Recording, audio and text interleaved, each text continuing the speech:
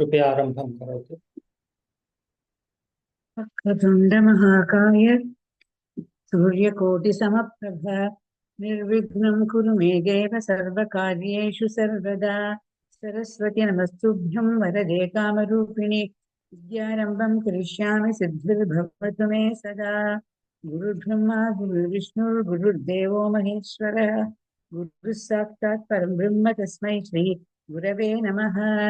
सहना भवतु सहनौ भुनक्तु सह वीर्यङ्करवावहै तेजस्विनावधीतमस्तु मा विद्विषावहै।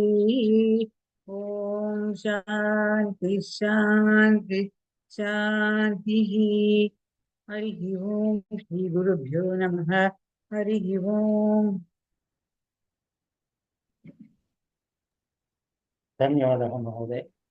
धन्यवादः। अस्तु, गतसप्ताहत्रयं सर्वेभ्यः नमस्कारः। नमस्ते। नत्वम् इत्यस्य विषये भवन्तः सर्वे पठितवन्तः। कथमासीत्?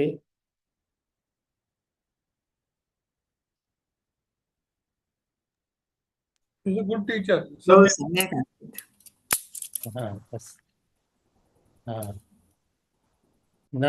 नत्वस्य विषये सम्यक् अवगतं वा? विषयं सम्यक् अवगतं वा? नत्वम्? आं महोदय। अस्तु। अद्य समासानां विषये अग्रे सरामः। हर्षमहोदय, वयं के समासाः पठितवन्तः? वयं बहुव्रीहिसमासः, तत्पुरुषसमासः, द्वन्द्वसमासः, इतरेतरद्वन्द्वसमासः, द्विगुसमासः पठितवन्तः। उत्तमम्।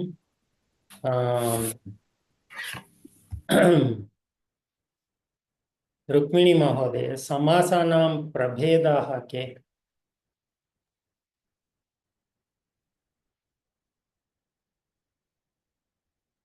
न श्रूयते महोदय। I haven't reviewed महोदय। न स्मरति वा? न स्मरामि। चिन्ता नास्ति। राममहोदय, क्षम्यतां भवान् महोदय। स्मरति वा? बहुव्रीहिसमासः, इतरेतरसमासः, द्वन्द्वसमासः। इतरेतर द्वन्द्वे एकः द्वन्द्वः किल? बहवः समासः अस्ति। वयं अस्तु, हर्षमहोदय, भवती प्रयत्नं करोतु। आम्, अव्ययीभाव, देन् ऐ थिङ्क् कर्मधारयः,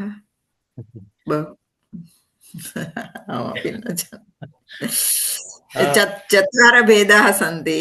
सत्यं सत्यं। देन् अव्ययीभाव, देन् तत्पुरुष। प्रथमं पठितवन्तः वयं? प्रथमं द्वन्द्वसमासः। द्वन्द्वसमासः।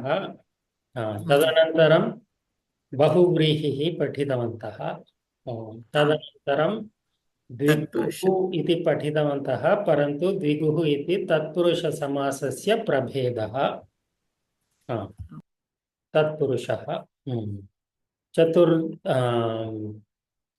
चतुर्थः अस्ति अव्ययीभावः। वयं न पठितवन्तः। तत्पुरुषसमासस्य प्रभेदाः के?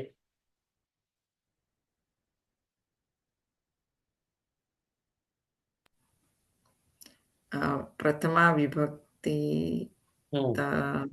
सप्तमी विभक्ति पर्यन्तं। सत्यं। तस्य नाम किं? तस्य प्रभेदस्य नाम किम्? प्रभेदस्य नाम सामान्य तत्पुरुषः।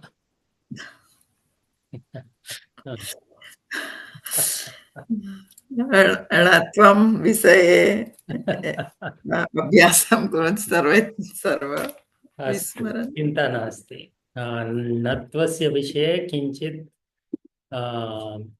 विस्मरन्तु एकघण्टा पर्यन्तं तत्पुरुषस्य अपि चतुर्धा प्रभेदाः सन्ति सामान्यतत्पुरुषः कर्मधारयसमासः कर्मधारयः द्विगुः नै प्रभृतयः वयं सामान्यतत्पुरुषस्य विषये पठितवन्तः द्विगु इत्यपि दृष्टवन्तः अद्य कर्मधारयस्य विषये पठिष्यामः तस्मात् पूर्वं किञ्चित् पुनरवलोकनं कुर्मः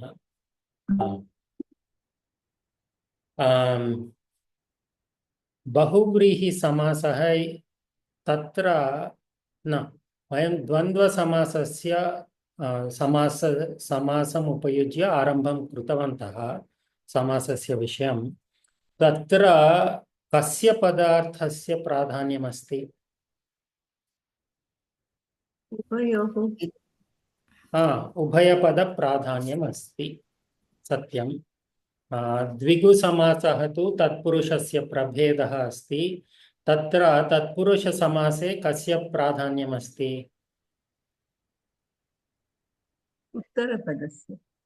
उत्तरपदस्य प्राधान्यमस्ति बहुव्रीहौ अन्यपदार्थस्य प्राधान्यमस्ति उत्तमम् अव्ययीभावे तु पूर्वपदस्य प्राधान्यमस्ति अग्रे पश्यामः तदनन्तरं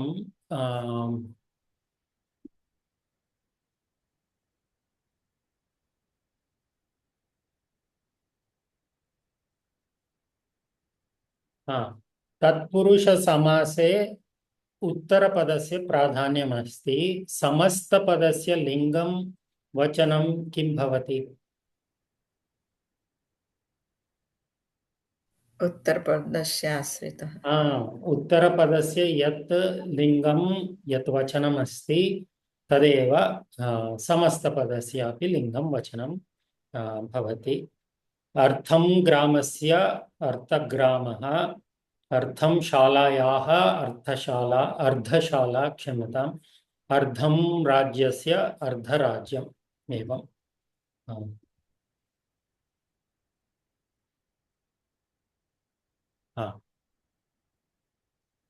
वचनं किं भवति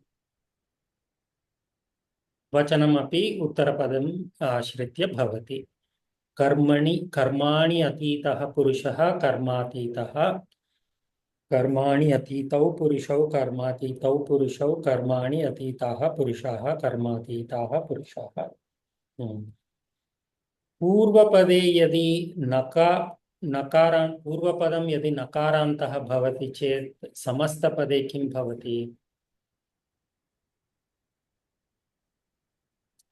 तस्य लोपः भवति उदाहरणं राजान् राजन् शब्दः अस्ति चेत्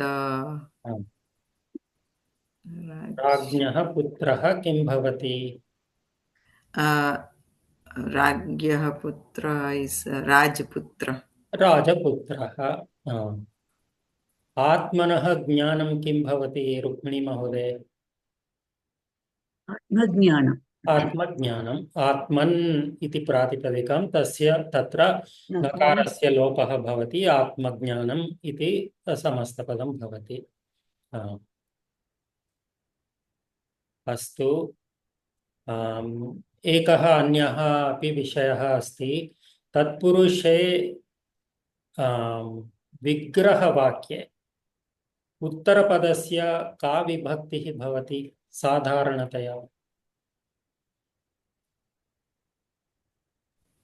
यत् समासस्य नाम तत् अनुसारेण विभक्तिः भवति you are saying the other way उल्टा यद् विभक्तिः भवति तदाधारेण नाम भवति सत्यं उत्तर न that is for पूर्वपदं पूर्वपदं only on prathama vibhakti it's a षष्ठी and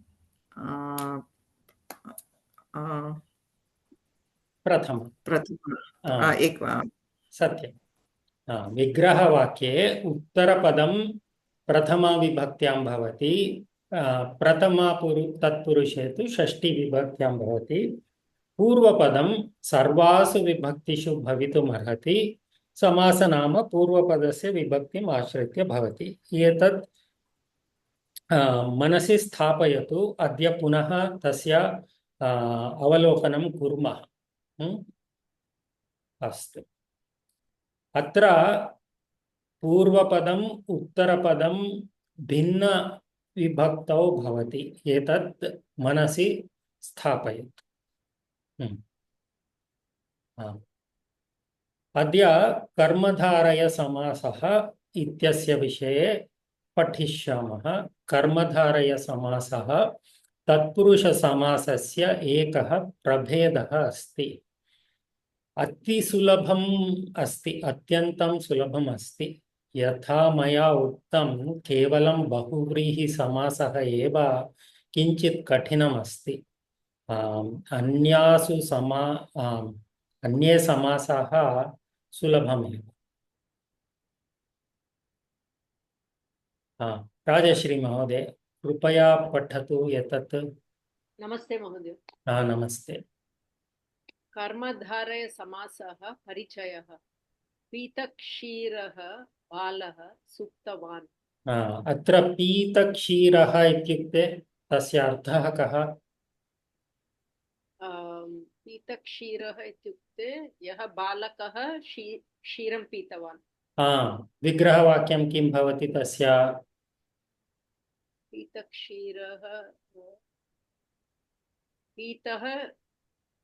पीतं क्षीरं यस्य सः पीतं क्षीरं येन सह येन क्षीरं पीतं विभक्ति समासनाम किम् बहुव्रीहि तृतीयार्थ समानाधिकरण बहु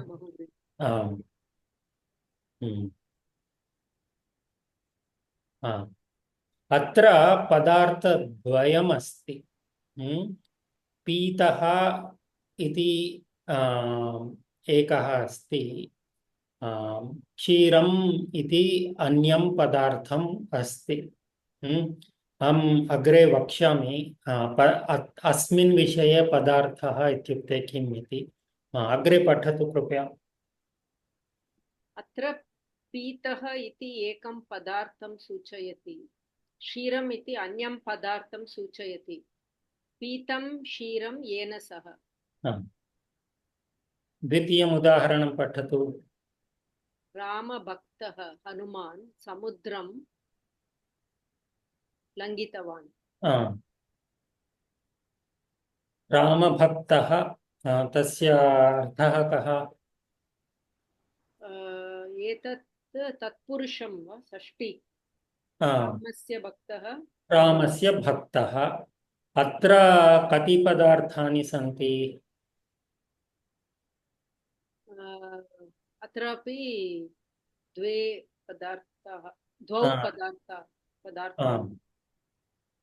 द्वौ पदार्थौ स्तः रामः एकः पदार्थः भक्तः एकः अन्यः पदार्थः रामस्य भक्तः तृतीयं पठतु उत्तमछात्रः प्रतिदिनम् अभ्यासं करोति उत्तमछात्रः इत्यस्य अर्थः कः उत्तमछात्रः इत्युक्ते यः छात्रः सर्वेषु उत्तमम् अस्ति यः छात्रः उत्तमः अस्ति यः छात्रः उत्तमः अस्ति तत्र उत्तमः इति छात्रस्य किम् अस्ति विशेषणम् अस्ति नो चेत् विवरणम् अस्ति अत्र उत्तमः इति कं सूचयति छात्रं सूचयति छात्रस्य विषये एव उत्तमः इति अपि अस्ति परन्तु अत्र पीतः इति क्षीरः इति भिन्नं भिन्नं सूचयति correct Kshiraha is milk, Pitaha is drinking or drank, whatever. अत्रापि रामः एकः अस्ति, भक्तः एतदपि अन्यः अस्ति. So they are not talking about the same thing in terms of artha. परन्तु अत्र तु एकः छात्रः अस्ति, तस्य विवरणं नो चेत् विशेषणम् अस्ति उत्तमः. So they are both referring to the same object, uttamah chhatrah. So in this context we say that uttamah chhatrah cha ekasya padarthasya विषये एव अत्र प्रसङ्गः अस्ति. अवगतम्? अस्तु महोदय. सर्वेभ्यः अवगतं वा? महोदय, वदतु.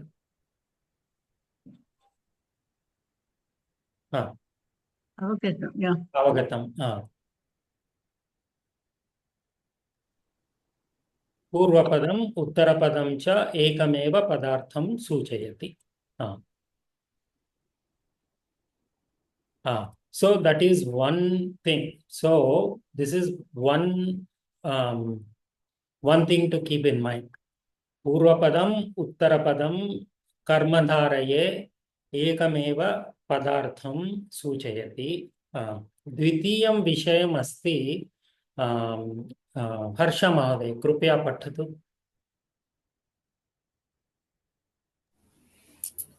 Aham Pitambaram Namami.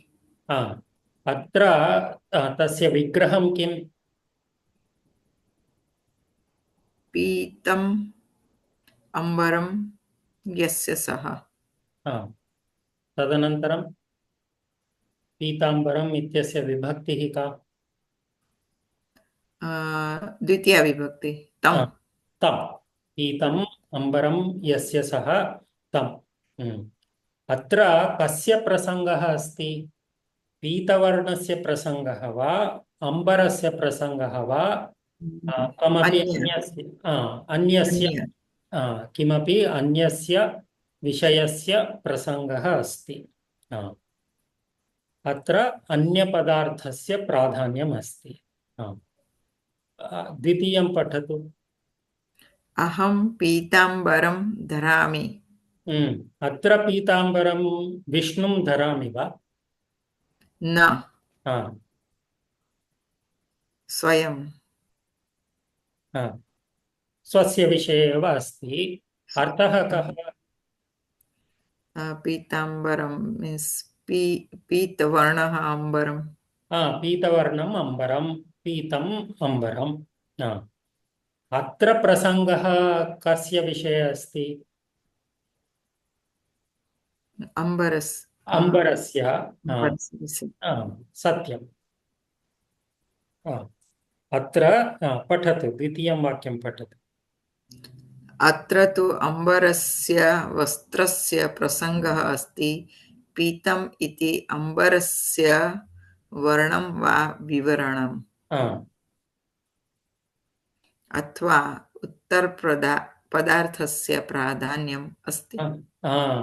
यत्र उत्तरपदार्थस्य प्राधान्यम् अस्ति तत्र समासः कः?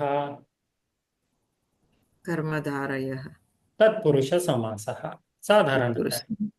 So for all tatpurusha uttarapadam is the uttarapadartham has the pradhanya. So two things to keep in mind when talking about karmadharaya. Both the purvapada and uttarapada refer to the same object, and uttarapadasya pradhanyam asti. Yataha कर्मधारयः अपि तत्पुरुष समासस्य प्रभेदः. अवगतम्? प्रश्नाः सन्ति अत्र? अस्तु. प्रशान्त महोदय, भवान् पठतु कृपया.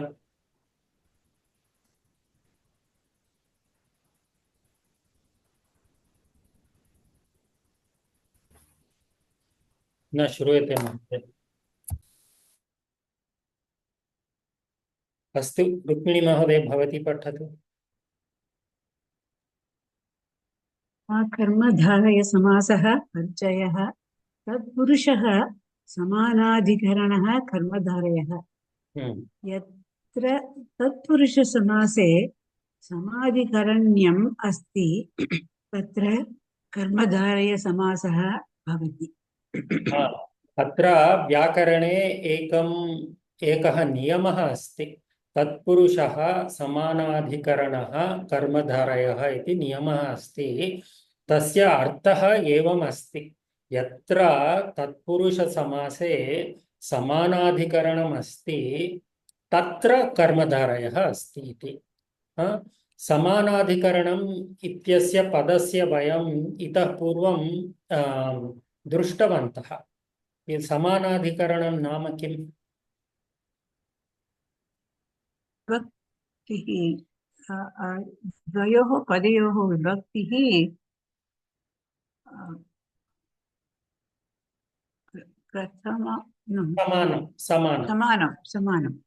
समानविभक्तिः अस्ति, परन्तु सत्यं, तत्तु सत्यं, समानविभक्तिः अस्ति इत्यस्य अर्थः कः? When do two padas have the same vibhakti? प्रथमा विभक्ति। No, when, in what situations?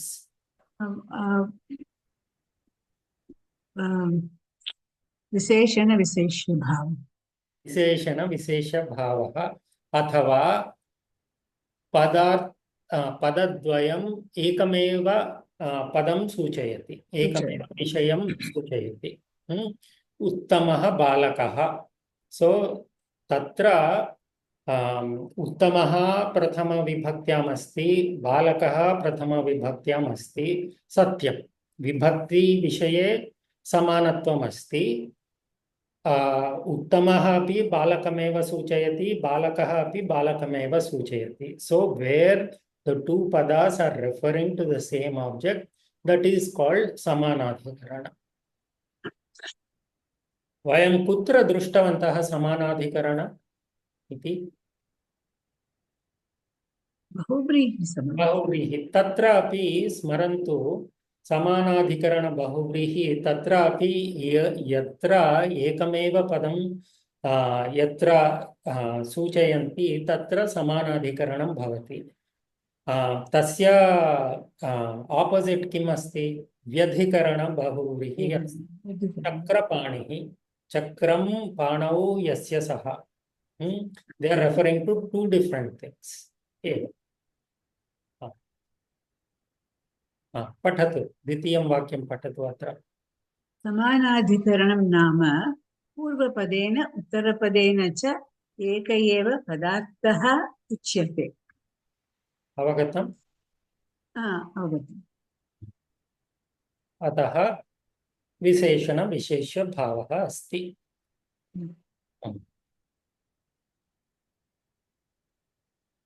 Ramu महोदय, भवान् पठतु कृपया। कर्मधारय नवधा भवति। अत्र कर्मधारय समासस्य अपि प्रभेदाः सन्ति। कति प्रभेदाः? 9 प्रभेदाः।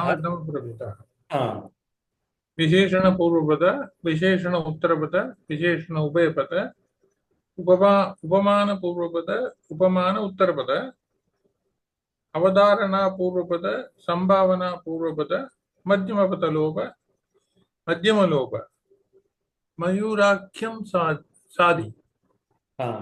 मयूर व्यंसादि।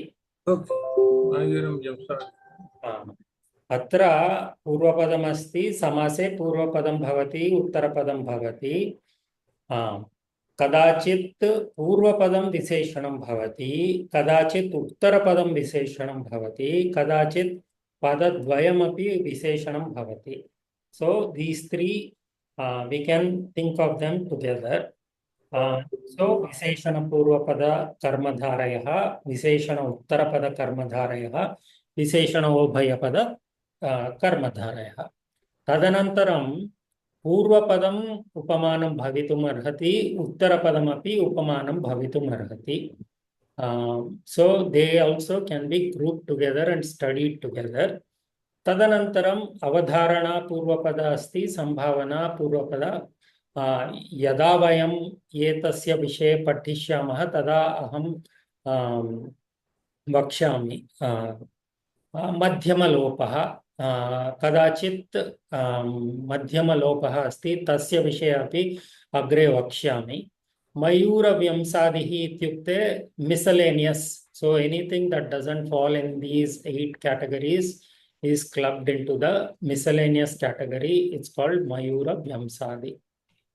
All are very, very simple, very small, so don't be scared. महोदय वदतु no I it's उपमानपूर्वपद बहुव्रीहिसमासे अपि भवति सत्यं. So if you as we study more and more you'll find a lot of parallels between Bahuvrihi and Karmadharaya. You'll understand why. okay Pashyam, good observation, very good observation. प्रथमम् अद्य विशेषण पूर्वपद कर्मधारयस्य विषये पठिष्यामः. राजश्री महोदय भवती पठतु कृपया. विशेषणपूर्वपदकर्मधारयः विशेषणवाचि सुबन्तं विशेष्यवाचिना सुबन्तेन समस्यते. एतत् सूत्रमस्ति. विशेषणवाचि सुबन्तम् इत्युक्ते किम्? यत्पदं विशेषणमस्ति. सत्यं. विशेष्यवाचिना सुबन्तेन इत्युक्ते विशेष्यपदस्य पदेन सह. सत्यं. महोदय क्षम्यतां महोदय वदतु. सूत्रम् अपि show is it possible मया सूत्रं न पठितं महोदय. सूत्रं द्वारा मया किमपि विषयं न पठितम् अतः अहं पाठयितुं न शक्नोमि, क्षम्यताम्. समासः इति पुस्तकम् अस्ति. तत्र सूत्रं किम् इति तत्र दीयते, तत् पश्यतु. पुस्तकं कुत्र संस्कृतभारत्याः पुस्तकम् अथवा आमाम् संस्कृतभारत्याः पुस्तकं. सत्यं. जनार्दन हेगडेश महोदय सत्यं. धन्यवादः. सो पूर्वपदं विशेषणमस्ति, उत्तरपदं विशेष्यमस्ति. उदाहरणं पठतु महोदय, राजश्री महोदय. नीलम् उत्पलं नीलोत्पलम्. उत्पलम् इत्युक्ते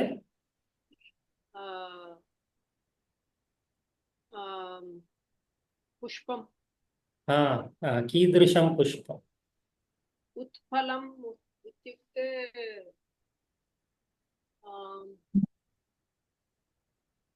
कमलं. ब्लू लोटस् इति आङ्ग्लभाषा. पद्मं पद्मं, राजीवं, कमलम्, उत्पलं, नीलम् उत्पलम्. अत्र उत्पलम् इति पुष्पमस्ति, तस्य वर्णम् अस्ति नीलम्. अतः नीलम् इति उत्पलस्य विशेषणम् अस्ति. आहत्य नीलोत्पलम् इति नील इति प्रातिपदिकम्, उत्पल इति प्रातिपदिकं द्वयोः योजनेन नीलोत्पलम् इति समस्तपदं भवति.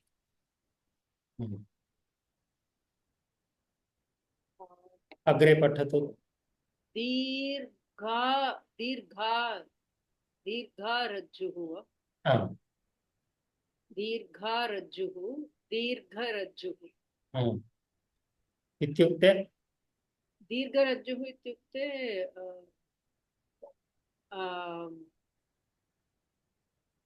यत्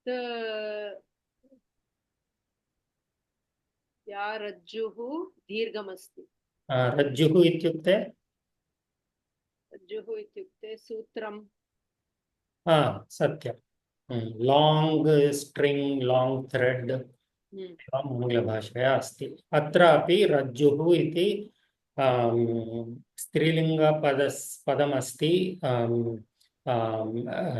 विशेषमस्ति दीर्घा इति तस्य विशेषणमस्ति दीर्घरज्जुः अत्र पश्यन्तु उत्पलस्य विषये एव अस्ति समस्तपदमपि पुनः अन्यपदार्थस्य अन्यं कमपि न सूचयति उत्पलम् एव सूचयति उत्तरपदस्य प्राधान्यम् अत्रापि रज्जुः अस्ति दीर्घरज्जुः अपि रज्जु एव सूचयति अग्रे उन्नतः वृक्षः उन्नतवृक्षः उन्नतवृक्षः इदानीं विग्रहं वदतु भयङ्करवनं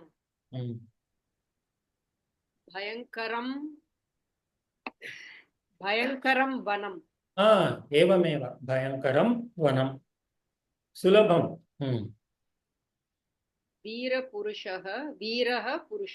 वीरः पुरुषः so all the visheshana vishesha bhavas we saw in the previous classes previous levels they're all being revisited here so this should be very very easy for us पद भयङ्करम् अपि समस्तपदमेव भयङ्करोति इति भयङ्करः सत्यम् अभ्यासं कुर्मः हर्ष महोदय आरम्भं करोतु देवी सरस्वती श्वेतांबरं धरति श्वेतम् अंबरं श्वेतम् अंबरं सत्यं रामु महोदय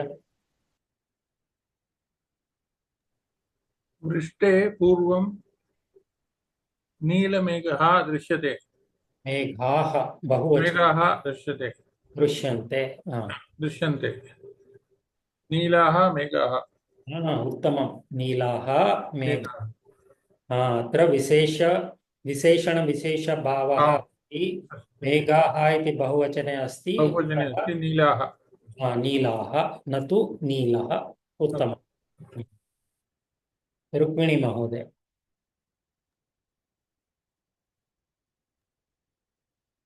शिक्षिका कृष्णफलके लिखति कृष्णं फलकं तस्मिन् सत्यं कृष्णं फलकं तस्मिन् प्रशान्त महोदय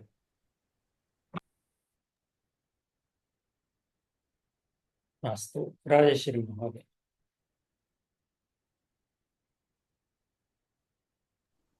अग्रिम सप्ताहे परीक्षा भविष्यति अग्रिमः सप्ताहः अग्रिमः सप्ताहः तस्मिन् उत्तमम् अग्रिमः सप्ताहः तस्मिन् हर्ष महोदय शबर्या रामाय मधुरफलानि दत्तानि मधुराणि फलानि मधुराणि फलानि अत्र किमर्थं नत्वमस्ति इति पूर्वस्मिन् सप्ताहे कक्षायां दृष्टवन्तः भवन्तः किल महोदय इट शुड बी मधुराणि फलानि तानि द्वितीया विभक्तिः खलु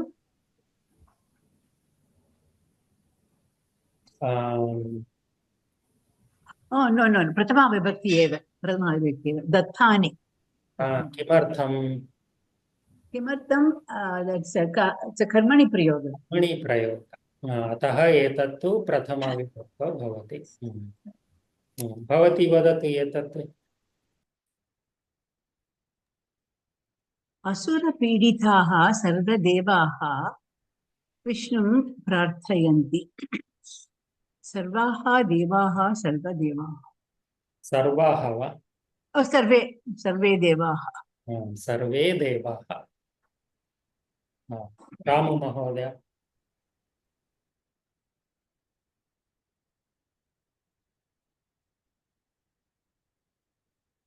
रामु महोदय अस्ति वा सारी सा शुद्धजलेन लिङ्गस्य अभिषेकं करोति शुद्धं जलं येन उत्तमं शुद्धं जलं तेन तेन राजश्री महोदय गृहस्य गृहस्य it should be गृहस्य गृहस्य गृहस्य प्राङ्गणे बहवः उन्नतवृक्षाः सन्ति। उन्नताः वृक्षाः उन्नताः वृक्षाः उत्तमम् सुलभमेव किल प्रश्नाः सन्ति वा सन्देहाः सन्ति वा so far so good अवगतं सुलभमेव अस्तु यथा वयं पूर्वं दृष्टवन्तः स्त्रीलिङ्गविषये किञ्चित् द्रष्टव्यं पूर्वं बहुव्रीहौ स्त्रीलिङ्गम् अस्ति चेत् किं भवति वयं नियमान् दृष्टवन्तः ओके आकारः अस्ति चेत् पुल्लिङ्गवत् रूपं पूर्वपदं स्त्रीलिङ्गम् आकारम् अस्ति चेत् वयं पुल्लिङ्गवत् प्रातिपदिकं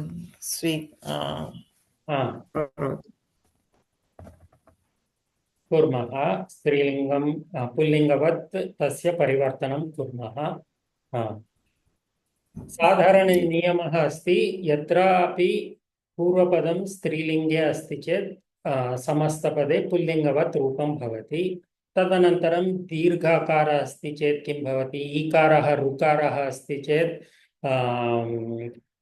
किं भवति इति दृष्टवन्तः किं योजनीयं ककारस्य योजनं कर्तव्यं सत्यं उकारः अस्ति चेत् एवमेव भवति इकारः अस्ति चेत् एवमेव भवति अत्रापि यथा रुक्मिणीमहोदयया पूर्वं दृष्टम् अत्रापि नियमः समानमेव so there are many similarities between karmadharaya and bahuvrihi the only difference is karmadharaya refers to the same object bahuvrihi refers to some other object that is the primary difference and the only way we can know which one is which is how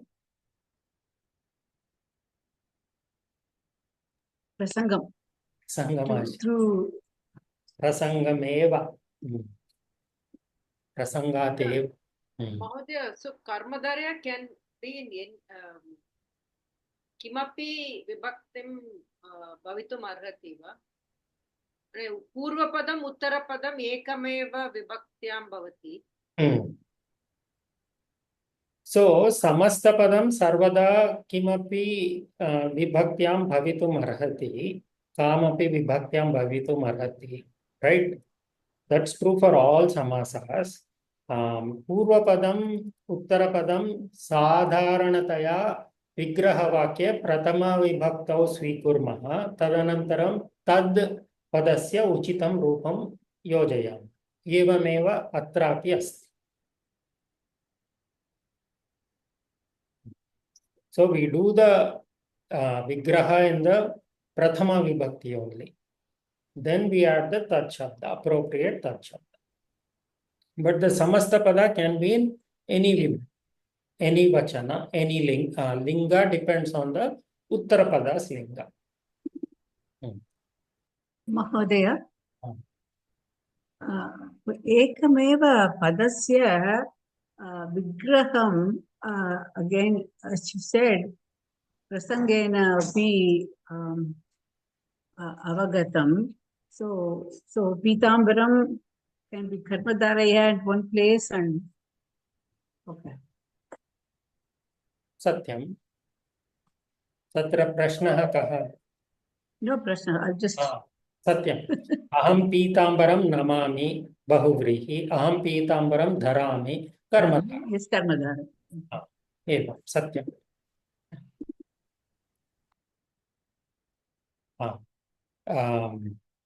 हर्ष महोदय पठतु कृपया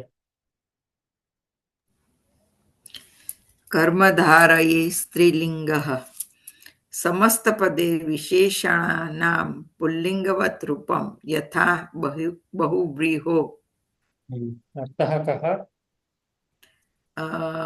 इत्युक्ते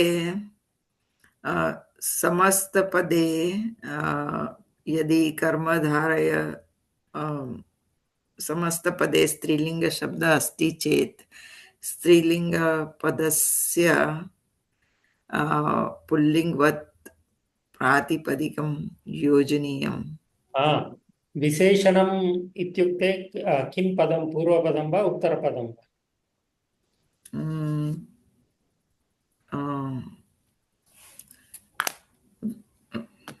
पूर्वपदं यदा अस्ति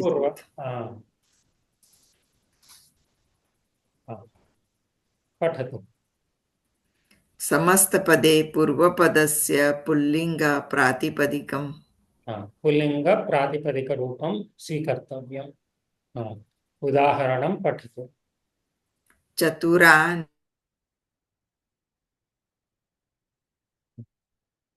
न श्रूयते महोदय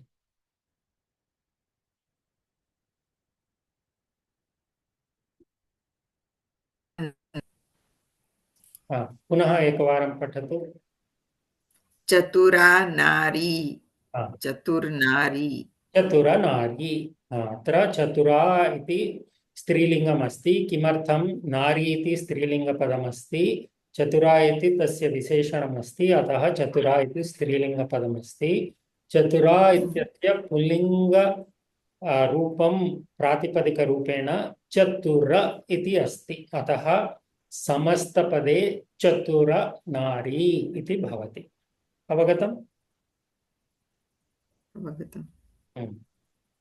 अग्रे उत्तमा बालिका उत्तम बालिका उत्तम बालिका उत्तमा इति स्त्रीलिङ्गरूपम् उत्तम इति पुल्लिङ्गप्रातिपदिकम्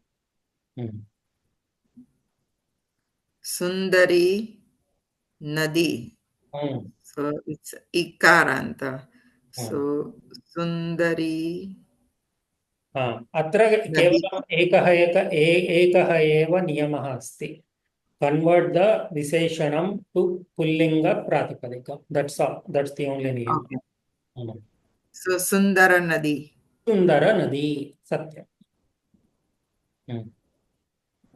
दीर्घरज्जुः दीर्घरज्जुः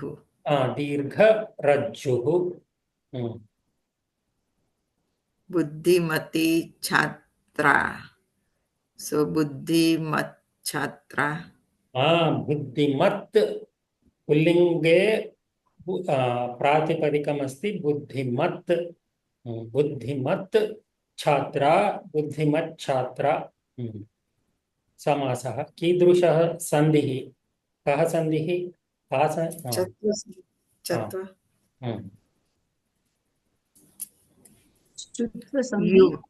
च्युत्वं वा तकारस्य चकारः भवति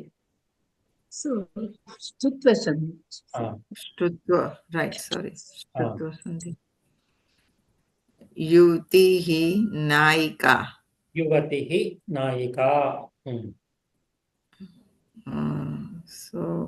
युवतिः तस्य पुल्लिङ्ग प्रातिपदिकं किम् युवक युवा इति प्रथमा विभक्ति एकवचनरूप युवा so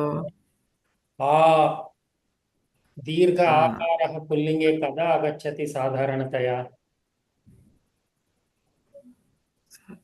प्रातिपदिकं किं भवेत्?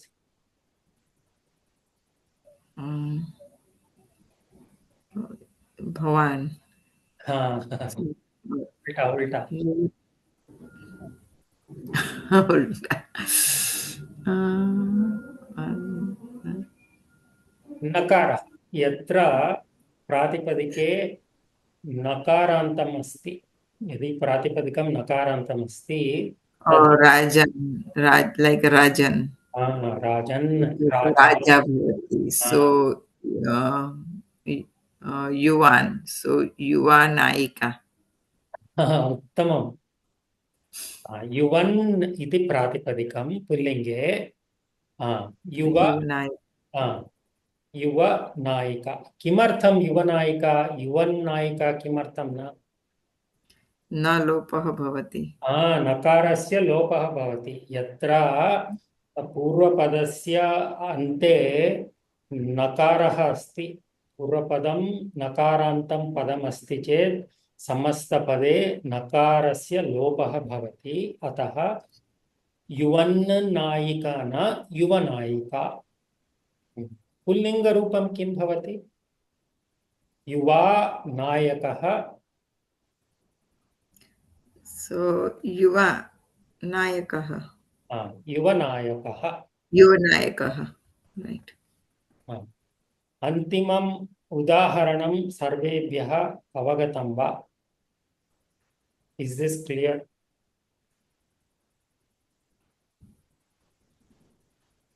अस्तु अभ्यासं कुर्मः रामु महोदय कुशला कर्मकारी कर्मकरी कुशल कर्मकरी कुशल कर्मकरी सत्यं रुक्मिणी महोदय रक्तालेखनी रक्तलेखनी रक्तलेखनी राजश्री महोदय तीक्ष्णामतिः तीक्ष्णमतिः तीक्ष्णामतिः तीक्ष्णमतिः रामनारायण महोदय अस्ति वा?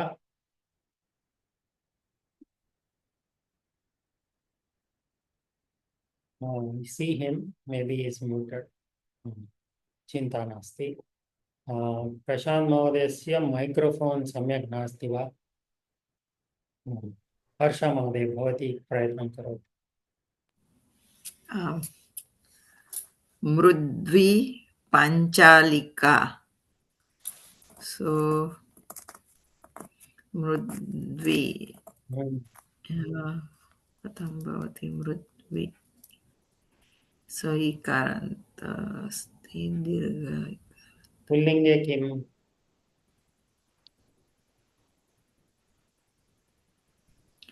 मृदु कोऽपि जानाति वा? न जानामि मृद् मृदु उकारान्त मृदु समस्तपदं किं भवति महोदय? गुरुवत् मृदु पंचालिका मृदु पाञ्चालिका पंचालिका शारदा महोदय वा? आं जी विलम्बेन आगच्छामि चिन्ता नास्ति विस्मरति कक्षां समयं विस्मरति स्म अस्तु चिन्ता नास्ति मृदु पाञ्चालिका उत्तमम् शारदा महोदय भवती प्रयत्नं करोतु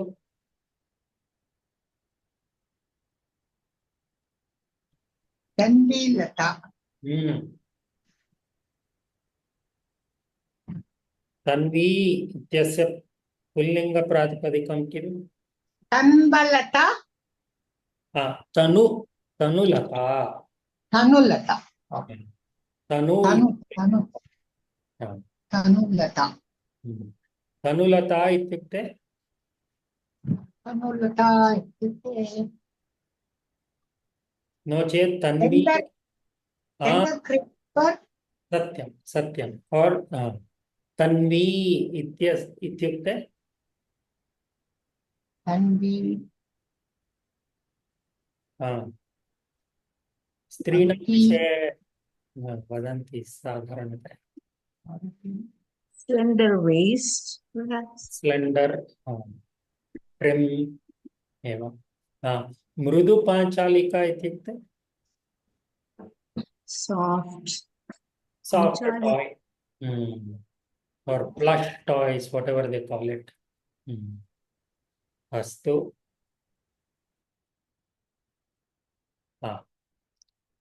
एतावत् पर्यन्तं वयम् एवं रीत्या विग्रहवाक्यं दृष्टवन्तः। तीक्ष्णमतिः अस्ति चेत् तीक्ष्णमतिः, रक्तलेखनी अस्ति चेत् रक्तलेखनी, रक्ता लेखनी। परन्तु एका अन्या शैली अपि अस्ति विग्रहवाक्यस्य। तत् किम् इति पश्यामः। रुक्मिणी महोदय, भवती पठतु कृपया। हरे विग्रहवाक्यस्य शैली भेदः। वेधा इत्युक्ते द्विविध। Two types. उत्तमबालकः अस्ति। विग्रहं किं भवति? उत्तमः बालकः। उत्तमः बालकः, एतत् वयं दृष्टवन्तः। एकम् अन्यं रूपम् अपि अस्ति विग्रहस्य। पठतु। उत्तमः च सः, अयं बालकः च, सो उत्तमश्च बालकः। ओके। दिस इज द विग्रहम्। उत्तम, यू हैव टू राइट उत्तमः च सः, अयं बालकः। ओके। न, क्षम्यताम्, let me separate this.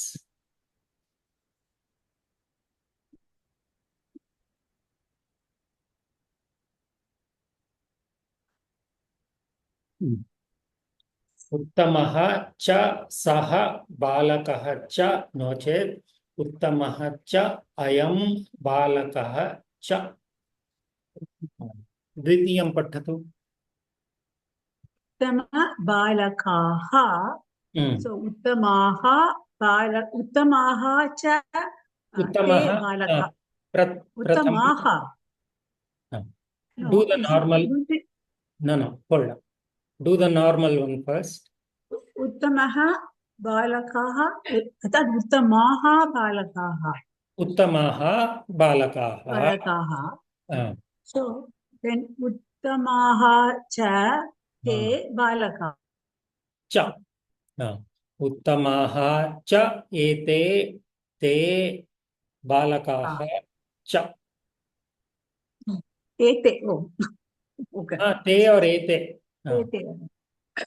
Give me 1 second. Let me adjust my internet connection. 1 second.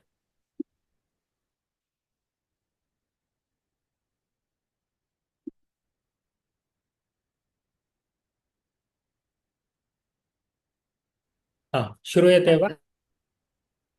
श्रूयते महोदय। मधुरफलानि, मधुराणि फलानि, मधुराणि च तानि फलानि। मधुराणि च तानि एतानि इमानि फलानि च। So this is the normal way. Visheshanam, Vishesham. Another way is Visheshanam cha, and then tad, adas, etad, idam, followed by Vishesham and then again cha. So that is the pattern. Visheshanam followed by cha, followed by tad or etad or idam or adas, and then Vishesham followed by cha again. So this is another way of writing Karmadharaya Vigraha Vakyam. महोदय Ah. पदम् एतद् तद् etcetera मुख्यं वा Wow. No, is that you have to write that the etad or Satyam, tad pad? Satyam. So this is the pattern. You have to first write the Visheshanam, followed by cha, and then you can pick from one of these, and then Vishesham, and then you have to write cha. So the cha, chakara comes twice, and then the tad or etad or idam or others you have to write. So that sarvanama pada ati mukhyam tatra. Mukyam. Ati mukyam va aham na janami mukyam. No, many years ago, 65 years ago, when I was taught something like this, I didn't know the name, but see, Rajagopalaha iti padasya vigraha vakyaha Raja cha asau gopalascha. That's how it was taught, but Same thing, no? Satyam. same things. Asau. No, but the sarvanama pada nasti tatra. Satyam. Asau is others shabdasya Others. pullinga ekavachana rupam kila. Okay, yeah. Oh, yes. Oh, okay. So, okay, we are coming to that point. Atra pashyantu. Atra balakaha asti. Balakaha iti vishesham asti. Pullinga vishesham asti. अतः तत्शब्दस्य पुल्लिङ्गरूपं स्वीकर्तव्यम् एकवचनरूपं स्वीकर्तव्यं बालकः therefore सः यदि बालकाः अस्ति चेत् ते भवति यदि एतद् पदं स्वीकुर्मः चेत् बालकाः एते अदस् इत्युक्ते असौ अमु अमु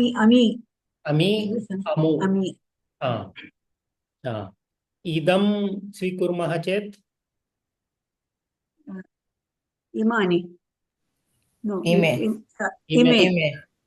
इमे सो अत्र सेम् थिङ्ग् फलानि इति नपुंसकलिङ्गे अस्ति अतः इमानि यदि एकवचनं फलम् अस्ति चेत् इदं फलम् स्त्रीलिङ्गम् अस्ति चेत् बालिका अस्ति चेत् चिन्तयतु सा बालिका एषा बालिका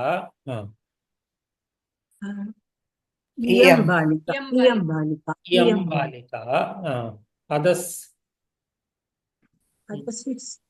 असौ स्त्रीलिङ्गे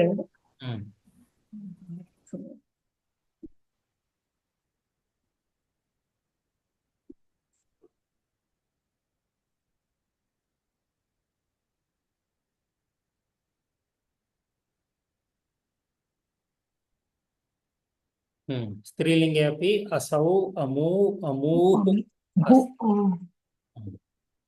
So use the appropriate linga, vachana, vibhakti.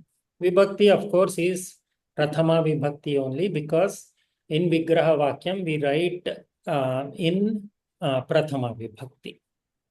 So that is what this is saying. Sarvanamasya lingam vachanam ta cha visesham ashritya bhavati vibhakti tu prathama vibhaktau asti. Avagatam sarvebhyah etat? महोदय अस्तु अग्रे चकारः अत्र द्विवारम् अस्ति द्विवारम् आगच्छति वयं कुत्र दृष्टवन्तः चकारस्य द्विवारं द्वन्द्वसमासः रामलक्ष्मणौ रामः च लक्ष्मणः च So if you are given a vigraha vakyam and you are asked to write the samasta padam, how will you know it is a dvandva or karmadhara? Visheshana visheshya bhavah asti chet. That is one way. One way. Another way? उत्तरपदस्य प्राधान्यमस्ति चेत्. That is It's a- another way. And उभयपदस्य प्राधान्यमस्ति चेत् इतरेतर. Another way is Ramah cha Lakshmanah cha. We don't have Oh, this okay. Sarvanamapadam nasti tatra. Ila Hmm. केवलं रामः च लक्ष्मणः च अस्ति परन्तु कर्मधारयस्य विग्रहवाक्ये मध्ये सर्वनाममपि भवति. So that should answer your question whether the sarvanama is important. Yes, it is important. Otherwise visheshanam, otherwise it will be uttamah cha balakah cha. Kim bhavati? That becomes a dvandva samasa, right? If it is just uttamah cha balakah cha uttama balakau iti bhavati, it will not be a karmadhara. Avagatam? Avagatam भगिनी. Astu. We abhyasam kurma. Rajashri mहोदय. वीरपुरुषः वीरः पुरुषः Ah. वीरः च सः पुरुषः च. उत्तमं. वीरः च सः पुरुषः च. नो चेत् एषः पुरुषः च अयं पुरुषः च असौ पुरुषः च. उत्तमम्. हर्ष महोदय. नवपाठकाः. So नवः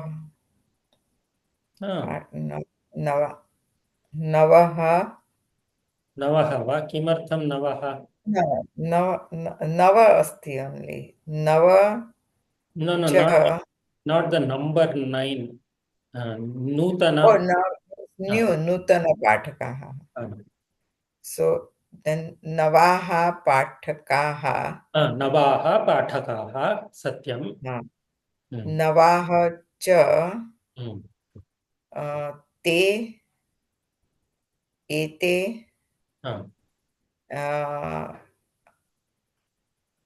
इमाः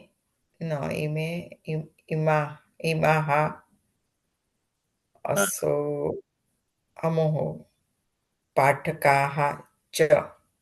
उत्तमम्. अमी पाठकाः च. रामु महोदय.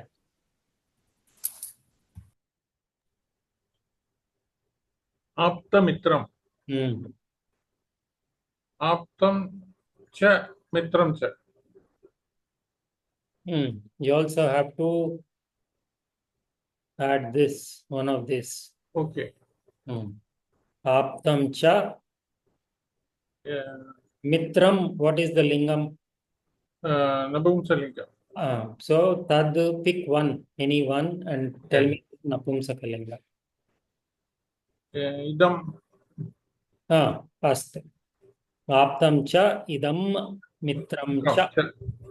Uttamam.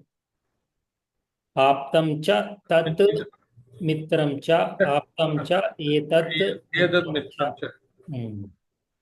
महोदय प्रश्नः नवपाठकाः इति पदे whether it is the संख्या नव अथवा नूतन इति अर्थं किमर्थं? I mean, how would we know? How would we know for any samasa? Prasanga.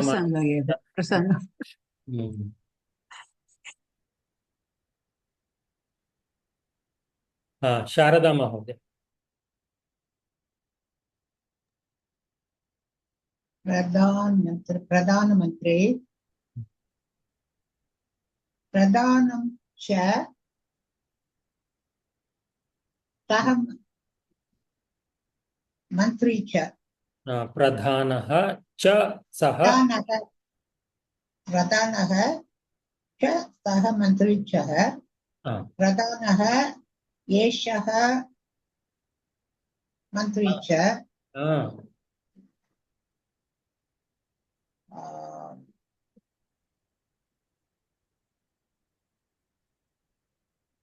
अयम् अयं प्रधानः च अयं मन्त्री च हा, इयम् हा, अयं अस्तु हा, रुक्मिणी महोदय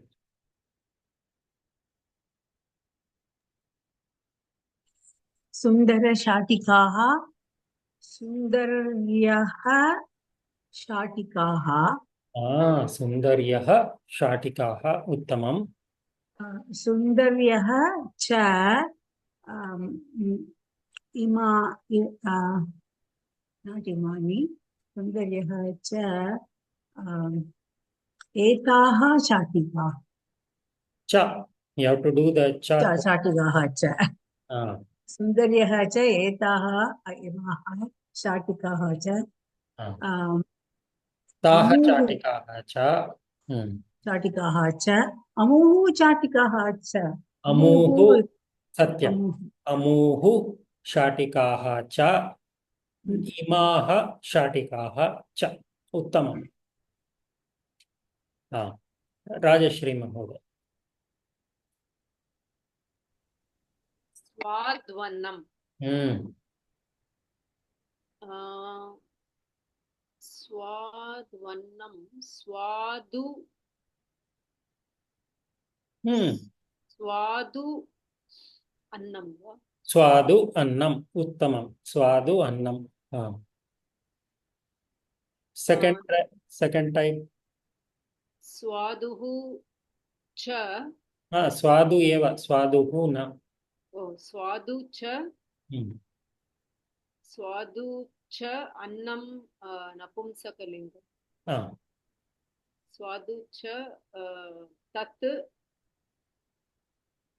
अन्नं च स्वादु च तत् अन्नं च करेक्ट सत्यम you want to try the other forms अयं अयं not अयं इदम् इदम् इदम् अन्नं च एतत् एतत् अदस् शब्दस्य अहं न जानामि असौ कोऽपि स्मरति वा नपुंसकलिङ्गम्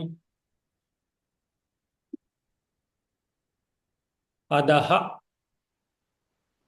अधः अन्नं च अधः अमूनि अस्तु I think the easiest would be to do it as tat or etat if you don't remember idam and others. प्रश्नाः सन्ति वा अत्र? महोदय स्वादु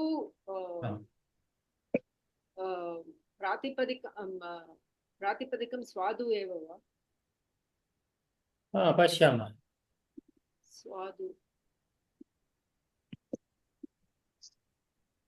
महोदय प्रश्नः एकक्षणं महोदय उकारान्त पुल्लिङ्गं स्वादु स्वादुनी स्वादूनि उकारान्त नपुंसकलिङ्गम् पृच्छतु रामनारायण महोदय क्षम्यतां महोदय विलम्बेन आगतं मया द्वन्द्वसमासे अपि रामलक्ष्मणौ इति पदम् अस्ति चेत् रामश्च असौ लक्ष्मणश्च इति वयं वदामः वा अतः रामः लक्ष्मणः च एवं वा न रामः च लक्ष्मणः च असौ यदि अस्ति चेत् कर्मधारयः अस्तु राम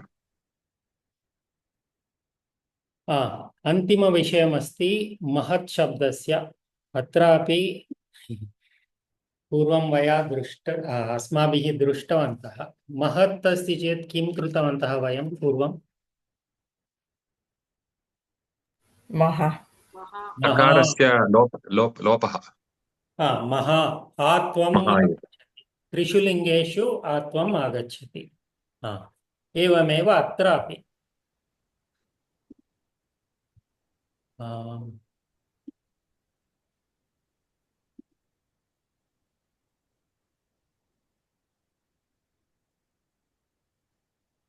रामनारायण भवान् पठतु।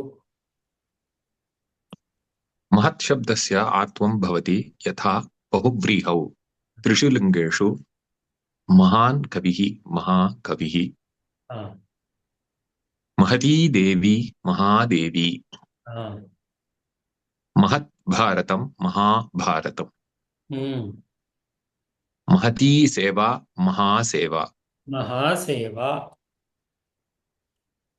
महत् नगरं महानगरम् महानगरं, महान्तः वीराः महावीराः महावीराः। अत्र बहुवचनम् अस्ति चेदपि समस्तपदे महा आत्वमेव अस्ति तिष्ठति। महावीराः, वेरी स्ट्रेट् फॉरवर्ड। अत्र प्रश्नाः सन्ति वा? हर्ष महोदय, विग्रहवाक्यं महादेवी इति काञ्चीपुरस्य महालक्ष्म्याः नाम महादेवी इति। एवं वा? अस्तु, धन्यवादः। हर्ष महोदय। महाजनाः so महान्तः जनाः महान्तः जनाः। Can you try in the second way? महान्तः च एते जनाः सत्यम्, एते जनाः च। च comes twice. राजश्री महोदय। महाकाव्यं महान् काव्यं should give you the clue. काव्यं नपुंसकलिङ्गं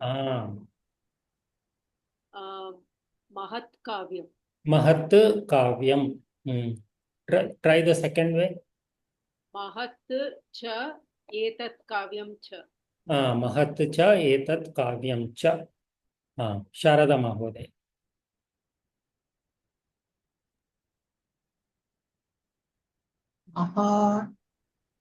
महासेना सेना लिंगम किम? महान् न सेना, what is the linga? महती महती च सेना।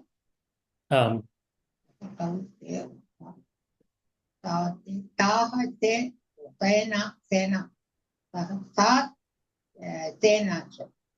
महती च सा सेना च। रामु महोदय।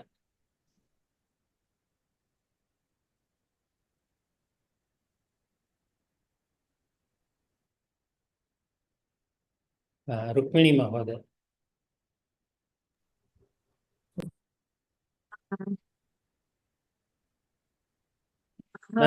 महतीः महानद्यः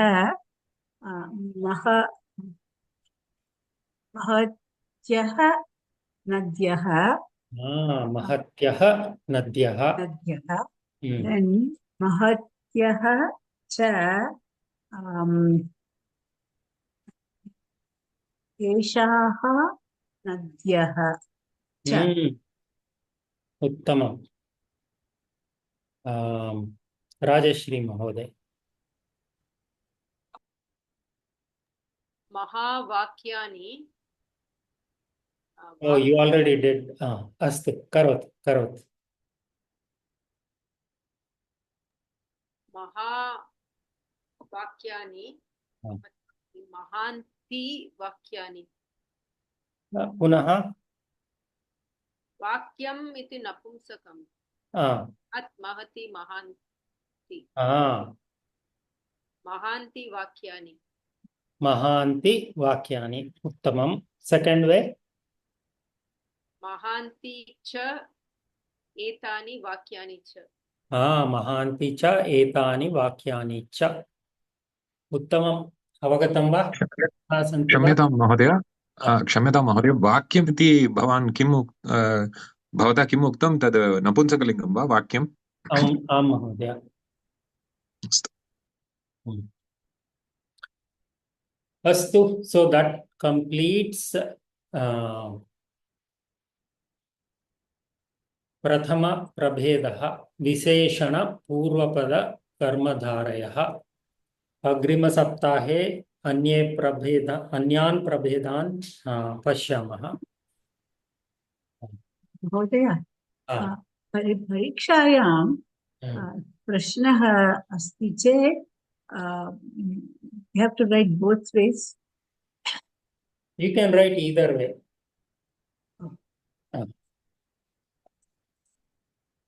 कर्मधारयः सुलभमेव किल? केवलं बहुव्रीहिः एव किञ्चित् कठिनमस्ति।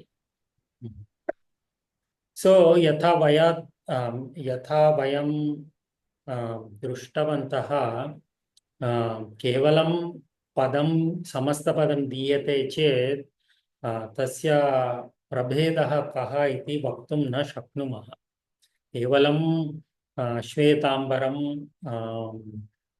पीतांबरम इत्यादि पदानि दृश्यामः चेत् बहुव्रीहिः वा कर्मधारयः वा न वक्तुं शक्नुमः। यदि परीक्षायां केवलं पदं दीयते चेत् यदि द्वेधा अस्ति चेत् द्वयं लिखतु। Write both. Shvetam ambaram yasya saha, shvetam ambaram yasyaha sa. Unless they give you Saraswati and all that, if they just give you Shvetambaram, we should write both, I think, and then write the name of the samasa. Shvetam ambaram yasyaha sa bahuvrihi. Shvetam ambaram purvapada विशेषण कर्मधारय एवं। So how is everybody finding the topic of samasas now?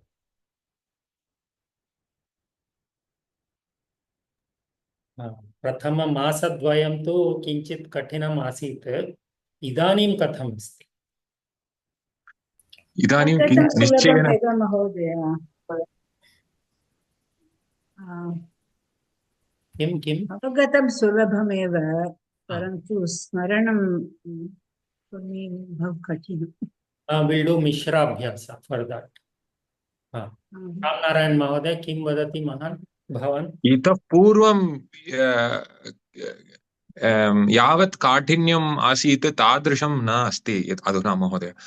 भवान् यावत् शक्यं तद् सुलभं कृत्वा पाठितवान्। अतः किञ्चित् अल्गारिदम् अप्रोच् मम मनसि अस्ति, तादृशं करोतु इति प्रायः। अतः तदर्थं किञ्चित् सुलभाय एव अस्ति। धन्यवादः। हर्ष महोदय। प्रथमं काठिन्यं भवति, किन्तु इदानीं सुलभमेव दृश्यते, किन्तु बहुव्रीहोः अभ्यासम् आवश्यकम्।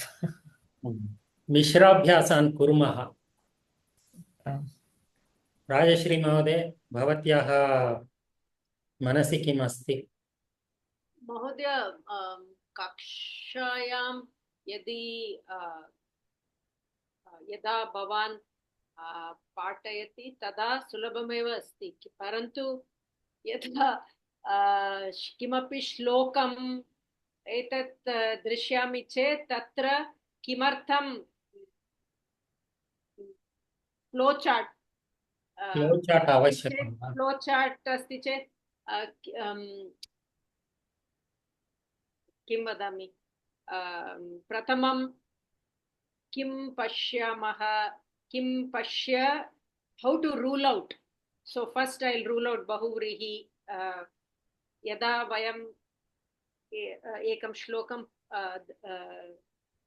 पश्यामः, श्लोकम् अस्ति वा इदानीं? न, किमपि श्लोकं। So how to rule out like बहुव्रीहि तत्पुरुष, I mean that seems very tough. Astu. How to arrive at so first quickly rule out. So Dvandva ruled out. Dvandva is easy. then next, okay, we come to this. If we work out something together, I think it will be easy. अस्तु, उत्तम आलोचना. Ram Narayan Mahodaya, you said you have an algorithm. Can you share that with us? न महोदय, अल्गारिदम् मनसि तदा भवान् यद् भवतः पाठ्यशैली एव तादृशम् आसीत्, अतः तत् मम मनसि तादृशम् आगच्छति, एतत् स्थापयतु, एतत् निष्कासयतु इति. I think Rajashri Mahodaya also is trying to get to that same thing. So Militva algorithm kim iti vayam lekhishyamah. मम अपि इदानीं न ज्ञातं algorithm किं भवति इति, फ्लो चार्ट् कथम् इति. अस्तु, एकं कुर्मः. राजश्री महोदय, श्लोकद्वयं वा श्लोकत्रयं वा प्रेषयतु, ईमेल् द्वारा प्रेषयतु. वयं कक्षायाः पूर्वं सर्वे पृथक् पृथक् पश्यामः. तदनन्तरं कक्षायां मिलित्वा कथं फ्लो चार्ट् वा अल्गोरिथम् वा निर्माणं कथं करणीयम् इति मिलित्वा कुर्मः. अस्तु महोदय. I think महोदय सर्वे अपि एकं श्लोकं सर्वे प्रेषयन्तु. सर्वे प्रेषयन्तु. मम समीपे एकं श्लोकम् अस्ति. वदतु वदतु. अचतुर्वदनो ब्रह्मा द्विबाहुरपरो हरिः अभाललोचनः शम्भुर्भगवान् बादरायणः. क्षम्यतां, पुनः वदतु. अचतुर्वदनो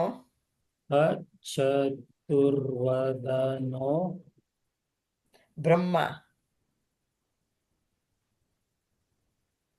द्विबाहुरपरो Brahma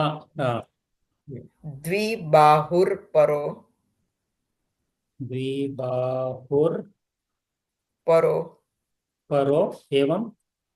No, ra is full, not half. Bahura. Like this? Paro. No, ra nasti. Ra. Evam. Paro. Harihi. And Dvitiya line. Actually, it is Dvipahur Aparo Harihi. It's like that.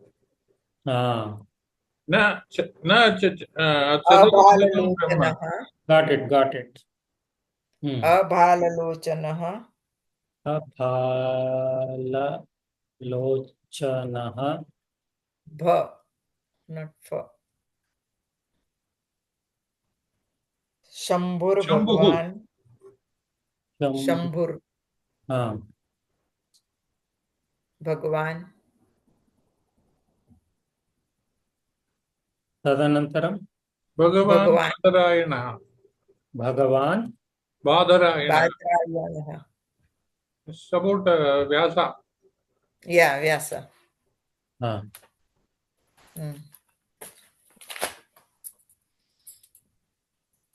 So this will be Chaturvadanaha, right?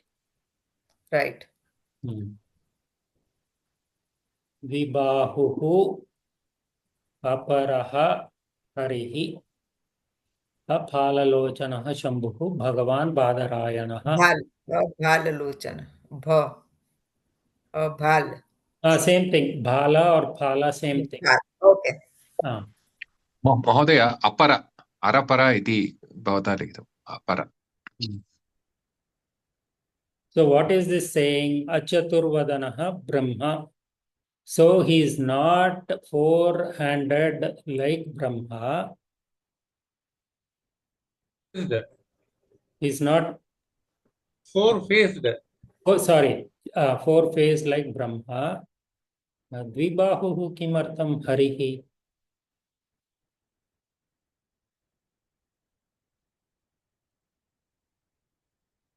He doesn't have to, he has, you know,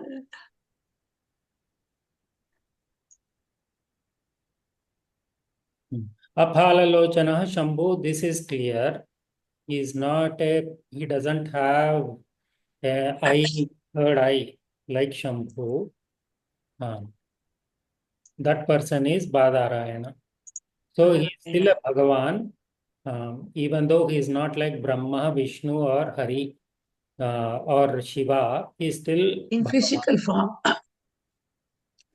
परंतु अत्र किम अर्थः कः? Vibahuhu aparaha. I don't know. Dvibahu, like Harihi. अपरः हरिः। अस्तु, अत्र समासः कुत्र अस्ति? Achaturvadanaha.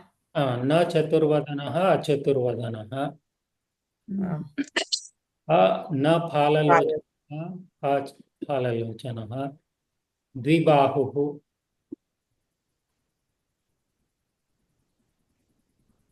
So is this Samahara Dvigu? No. न द्विबाहुः प्रायः बहुव्रीहि रूपेण आगच्छति किल, यस्य सः इति एव आगच्छति किल। द्वे बाहुः, no, बाहुः Bahau. द्वे, Dve bahau yasya saha. सत्यम। I'm not. Why Bahuvrihi?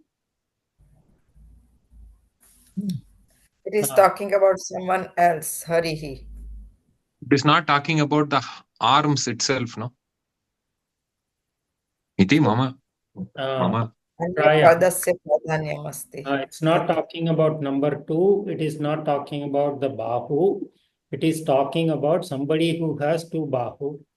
That is why bahuvrihi prayah.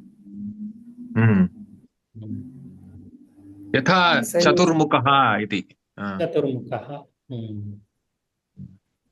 चत्वारः मुखाः यस्य। Falalochana. Same. फाललोचना उत्तमं. This is also a samasa. कीदृशः समासः? Tadapi न tadapi यदिकरण बहुव्रीहिः। विग्रहं किम्? फाले लोचने यस्य सः। फाले लोचने यस्य सः। फाले तत्र द्विवचनं न लोचने सप्तमी, फाले फाले सप्तमी लोचने द्विवचनं। क्षम्यताम्, I said the reverse way. Correct. महोदय क्षम्यतां, फाले लोचनम् एव किल, एकमेव अस्ति किल तत्र। Right. We are doing it the other way. Satyam. Phale lochane yasya saha. न तत्र एकमेव अस्ति किल, फाले एकमेव। लोचनं यस्य सः, सत्यम्। अत्र फाले इति सप्तमी विभक्त्याम् अस्ति, लोचनं प्रथम विभक्त्याम् एकवचनं। सत्यं। So okay, so that is good. So we can't just do phalalo kevalam nai. Then nai. Then we have to do the nai. Satyam. अन्य समासः अस्ति वा? बादरायण इत्यस्य विग्रहं किम्?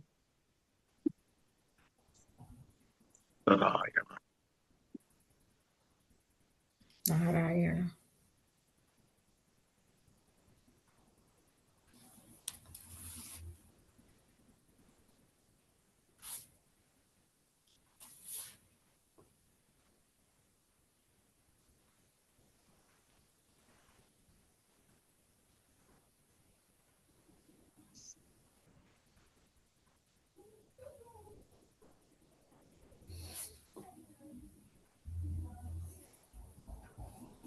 केवलं वेदव्यास इति लिखितमस्ति। Aham महोदय putram Yani, what is Dharayani? न Oh, बाधतायनि अहं कुत्र पठितवती सः बद्रीफलं something eating जीवति The whole तदर्थं area was of Badri Phala. So in that whole, it was called Badarayana Phala. Can So that's why somebody, it was called Badarayana. I see. Can It was somebody, the forest of Badarayana trees. oh, evam va. What does it say in About- Kannada here?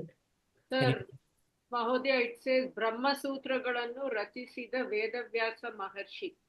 He is the one who wrote the Sutra. Shuka Maharshiya Tande is the father of Shuka. Aste. But Mahodaya, below that Vyutpatti is given. Badaryam Bhavaha. As Harsha Mahodaya said, Badaryam, possibly the fruit, something.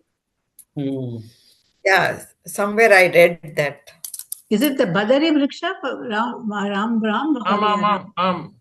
Ram. It was a forest of Badri Vriksha, so he was in that locality, so he was called Badarayana. Oh.